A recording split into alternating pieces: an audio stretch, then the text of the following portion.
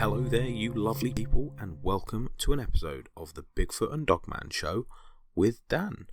Now, Lee would normally be joining us, and I do want to say I'm not 100% sure yet whether this episode is going out on our Bizarre Tales podcast as well. If you are joining us on Bizarre Tales and you are thinking, oh, why has he just mentioned a different show? Well, this is the reason. We are doing a new show called the Bigfoot and Dogman show. This would be the second episode, and it is about cryptids, Bigman, Bigfoot and Dogman, but it's from the UK and Europe. So we're well aware that somewhere around 80 to 90% of our listeners are from America, and we feel that there is a market here that you guys probably don't know about. So depending on which podcast you're listening to, going forwards, you will find the Bigfoot and Dogman stories will be going on to the Bigfoot and Dogman show, and Bizarre Tales will be available for everything else. This week, guys, we are talking about quite a famous story in the UK, and it is the Black Dog of Norfolk, or is also known as Black Shuck. So, you can't look into Norfolk folklore without hearing about this famous demon dog of East Anglia, commonly known as Black Shuck, described as a big black dog with burning eyes that haunts the Norfolk coast. There are actually several variations of this intriguing giant hound, and they can vary from town to town. There are other names. They include Shuck, Old Scarf, Old Rugman, the Old Sheep or Old Shep, and the Hateful Thing. The word Shuck actually comes from the Anglo-Saxon word sucker, which means devil. Even in appearance, the Shuck can vary enormously. Some tales depict it as a hound as big as a cow, with shaggy black coat and fierce yellow eyes, and it's completely silent as it moves across the landscape. In some stories, it's headless and the body of a large dog emitting smoke or flames from its neck where the head should be. Some describe it as part donkey, part dog, or with two heads, or a form created by the mists of Har, which is a sea fog. One depiction has the Shuck as a giant black dog with a single flaming red eye in the centre of his forehead, like a cyclops. There are versions of the Shuck legend which portray the beast as less of a monster and more of a guardian of the coastal area. The Shuck used to belong to a couple. This is one story. It used to belong to a couple, and the husband tragically died at sea and is buried near the wreck in Yarmouth, Great Yarmouth, that is, in Norfolk. Back at home in Hunstanton, his wife receives the news and dies of heartbreak, leaving the Shuck alone. Since that day, the Shuck has been padding between the two locations along the coast, and it's supposedly visiting both owners in their separate graves and protecting the coast that they loved so much. There is a possibility that the Shuck legend originates in the early Middle Ages, a time of Scandinavian occupation in the form of the Vikings in the 9th century. The Danes held control of much of East Anglia, and at that time it was known as Danelaw. Their intricate culture took root in the land as well. The great Norse god Odin was said to send his hunting hounds Geri and Freki to East Anglia with the Vikings. They padded along the coast, protecting the Viking settlers from the Saxons. It would also make sense that, as Christians, the Saxons would therefore see the dogs as a minion of the devil. This was due to their prejudice against other beliefs and their views carried on other faiths across Europe. Now, the one question you say is, how many people have actually seen Black Shuck? You know, it's an interesting story, but how popular is it? Is this just a one-time thing? Now, usually the stories of sightings of Shuck are quite similar in their telling. A lone person, sometimes on horseback or in more modern accounts, on a motorbike or a bicycle, travelling through the rural Norfolk coast. Often across sea cliffs or coastal roads, the land around them is quite empty. A cold wind blowing across the treetops. Suddenly the wind drops and the perpetrator finds themselves feeling alone, but not alone. Now, for those of you who have had similar experiences, you know what we're talking about here, where you know you're alone, but there's just that feeling in the back of your head that there's something there, something you can't see. As they look over their shoulder, they're horrified to find an enormous dog, as big as a large cow, padding silently behind them, often described as keeping pace and a wicked glint in its fiery eyes. Some describe lashing out at the dog, either by throwing something or aiming at it with forceful kicks or smacks, but these attacks just seem to pass through the creature. As soon as the person comes to the realization that they are at the hound's mercy, it disappears. Often, this is followed by a death in the family, or of the individual themselves. The shuck is often seen as an omen of death. So we're going to go through a couple of these stories. This is the Black Shuck of Bungay. The most famous story involving the shuck took place just over the border of Norfolk in Suffolk, at the church of Bungay. On August the 4th, 1577, the church was filled with parishioners in prayer. Outside, a vicious storm howled, battering the doors and windows violently, and making the entire church appear as though it was shaking. The terrified people offered up their prayer to their God to save them, but it was not God who answered the prayers.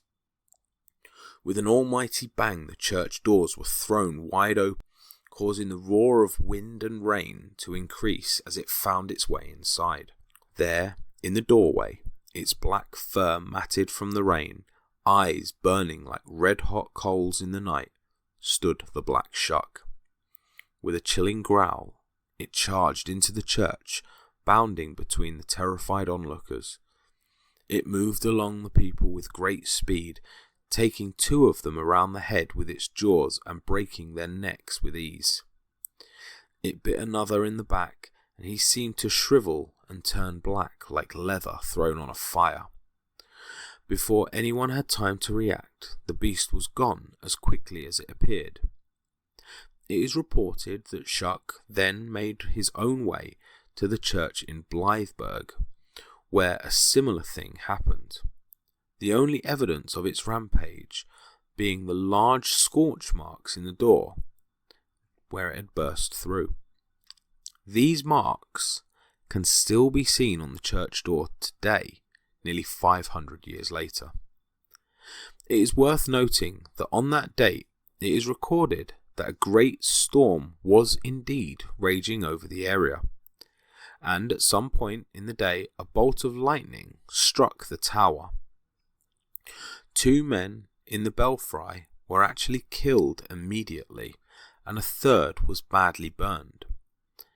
It is very probable that this is originally what happened, and the story was later turned into a sermon about a punishment by a demon dog.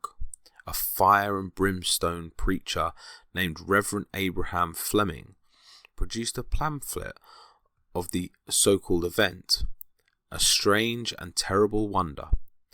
In it was his own story that involved the shuck that was outlined above.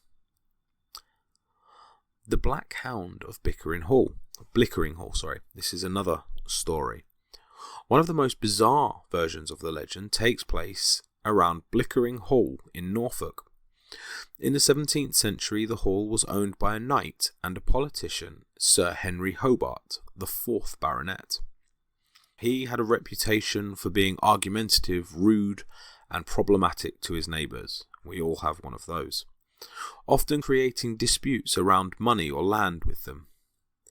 Henry had also fought under William of Orange at the Battle of Boyne in Ireland, and was an adept swordsman. In 1698, Henry became enraged when, after putting himself in considerable debt with a political campaign, he was actually defeated. He believed that it was due to rumours circulating around the Boyne campaign, and that he had acted like a coward. For some reason, Henry decided to blame this on a local lawyer and fishing enthusiast, Oliver Leneuve. Oliver was far more popular among his neighbours, but after having his reputation attacked by Henry, he challenged him to a duel. With only a nearby servant girl to witness the duel, both men met on Corson's Heath and proceeded to draw swords.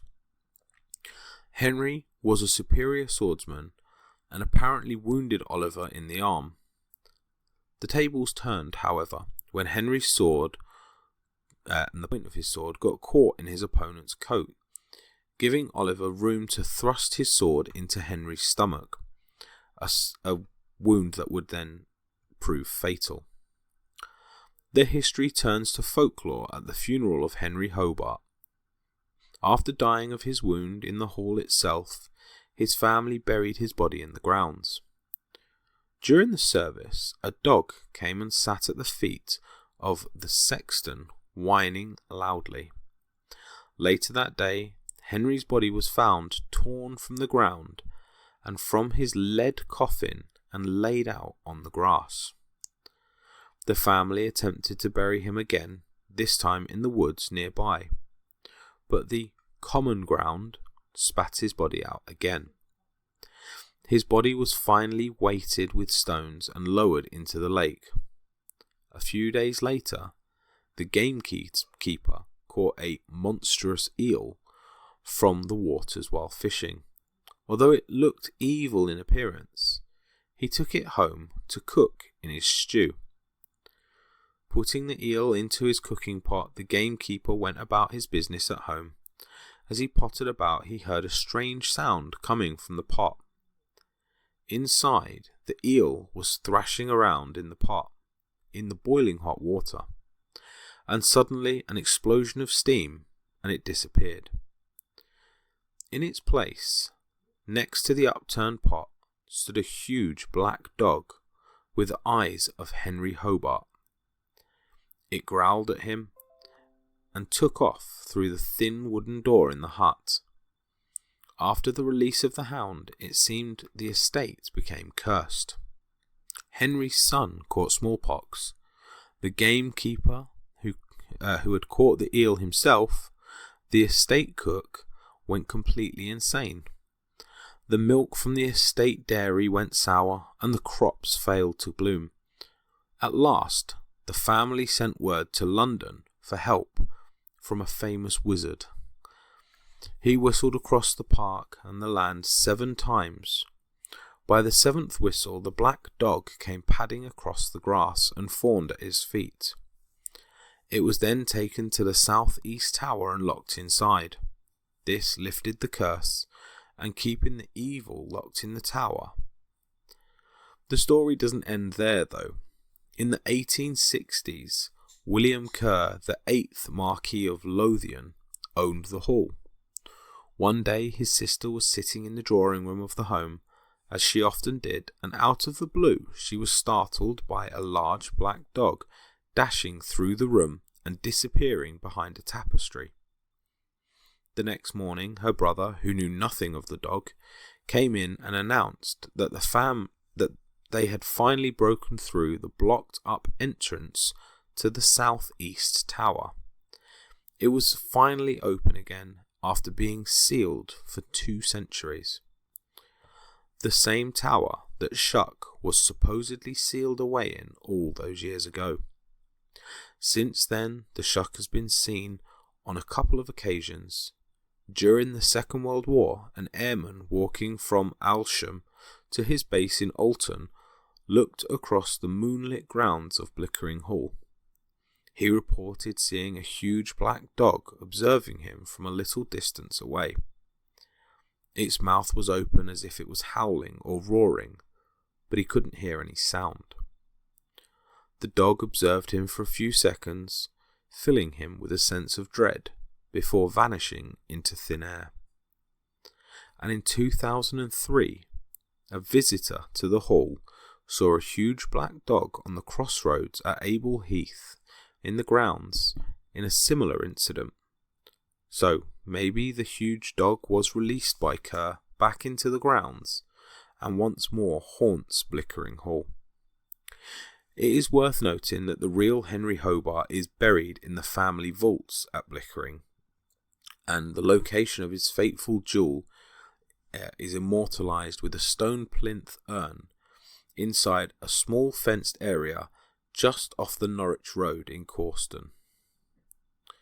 So that's 2 stories, but is there any more? Well, the answer is yes. The Southery Shuck. Now, in the village of Southery, between Ely and Downham Market, was still an island out in the fens in the early Middle Ages, and it is said that the monks from Ely travelled there in order to construct the first Christian church. They were met by local pagan fensmen. These were traditional people living in reed huts and living off eels and fish. They took offence to these strangers wading into their lands and demanding the right to enforce their own religion on the locals. Didn't stop the monks, they constructed nonetheless, and the locals responded by killing several monks. The abbot, in retaliation, sent many armed soldiers onto the fens to slaughter the locals. Those men were also found butchered, having misjudged the ability of the fen folk to use their natural environment to their advantage. In frustration, the abbot turned to the Baron of Northwold, whose lands included Southery, for help. The Baron had already lost many men in his previous attempts to displace the people of the fens. He did not want to lose more. Instead, he sent a huge pack of wolfhounds to protect the monks. The wolfhounds, once in the fens, started feeding on the bodies of the armed men and monks killed by the fensmen before. They seemed to get a taste for human flesh, as after the bodies they turned on the monks themselves and became a threat to them themselves. The surviving monks fled from the fens, and to avoid the now rampaging hounds, the fensmen moved deeper into the wetlands. With no more people to eat, the large dogs turned on one another. Only a cunning and very large single female hound survived. Eventually she grew weak from hunger and was rescued by the fensmen, who trained her to hunt the Baron's deer to supply them with fresh meat.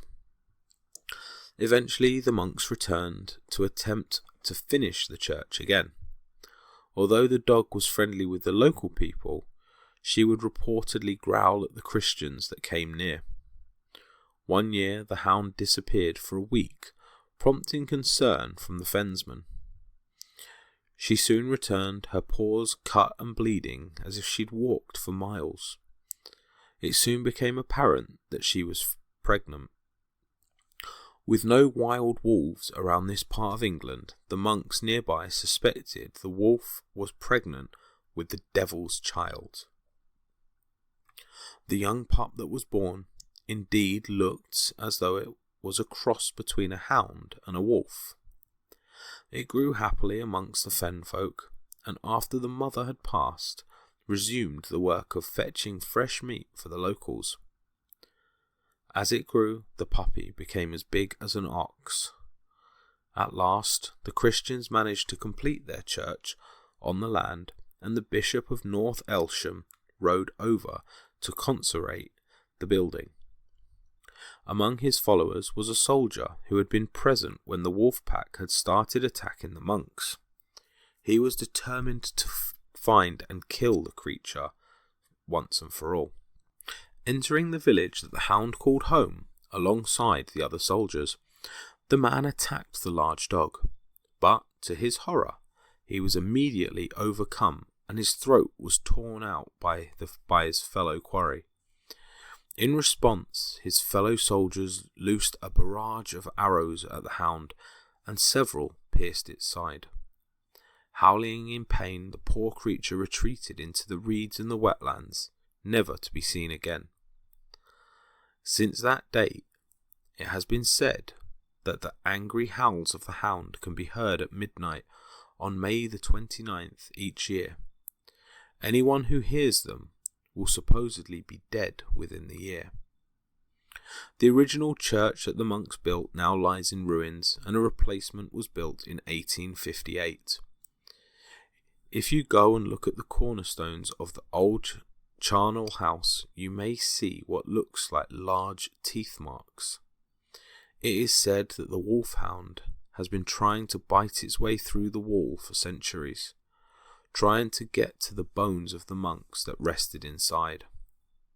Although the bones are no longer present, the locals still avoid the ruins at night. When the shadows are long, it's just possible that there could be an enormous hound with a thirst for Christian blood hiding nearby. So, as you can tell, some of these stories are basically they're legends. So these are 200-300-year-old stories, and they have resonated with the people of Norfolk. Now, these stories are still spoken about today, and there are still sightings today. You know, you're going back to the Second World War, someone saw something very similar in 2003.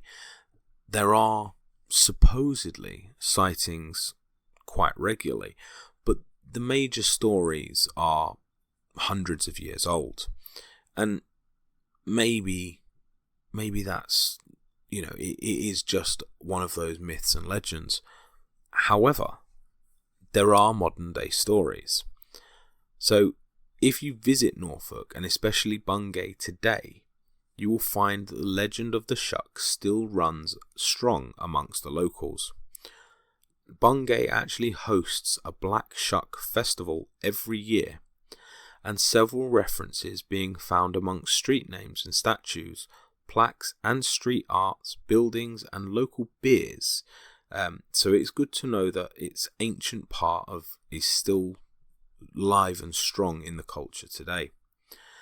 You only need to go back a couple of generations to hear people's supposed personal experiences with the Shuck.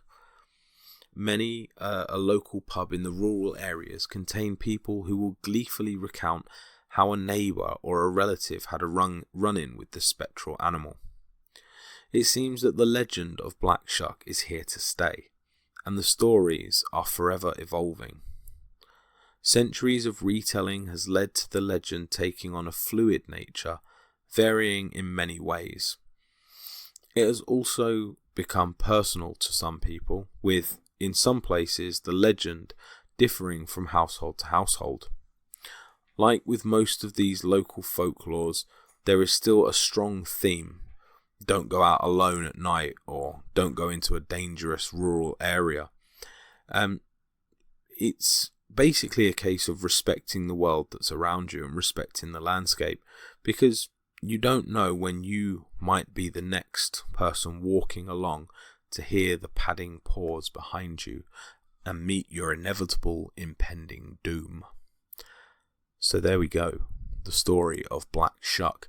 Now, it would have been nice to have Lee with us today, just to talk about this afterwards. We do normally do a little bit of a chat about these stories after, but I would actually like you guys to let us know.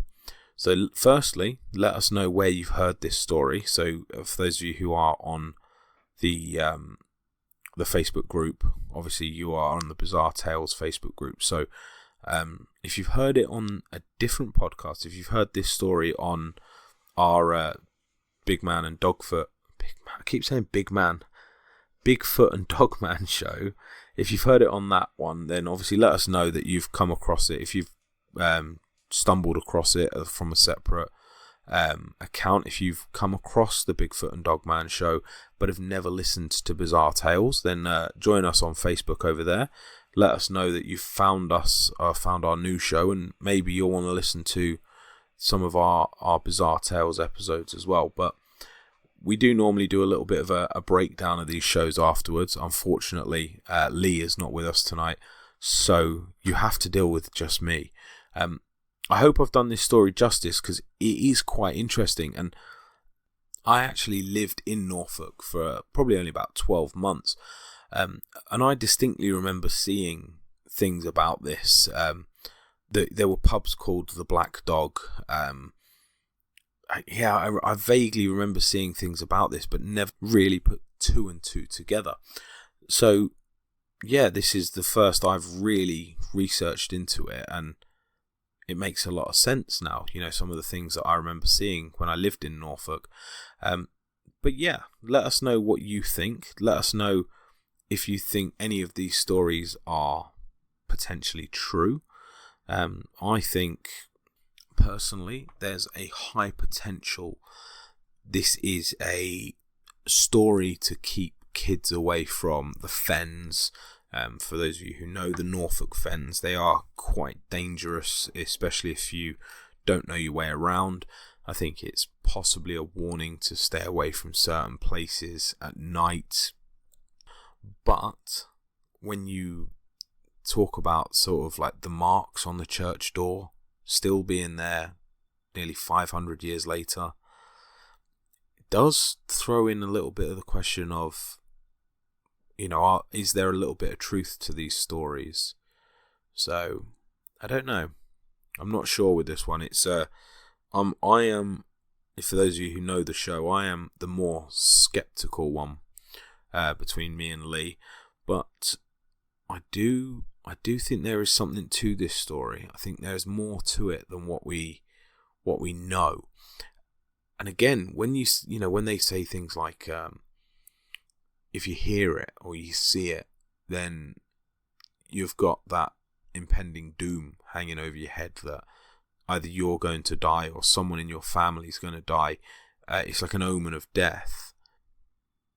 I can't imagine there are many volunteers to go out and find out whether this is true or not.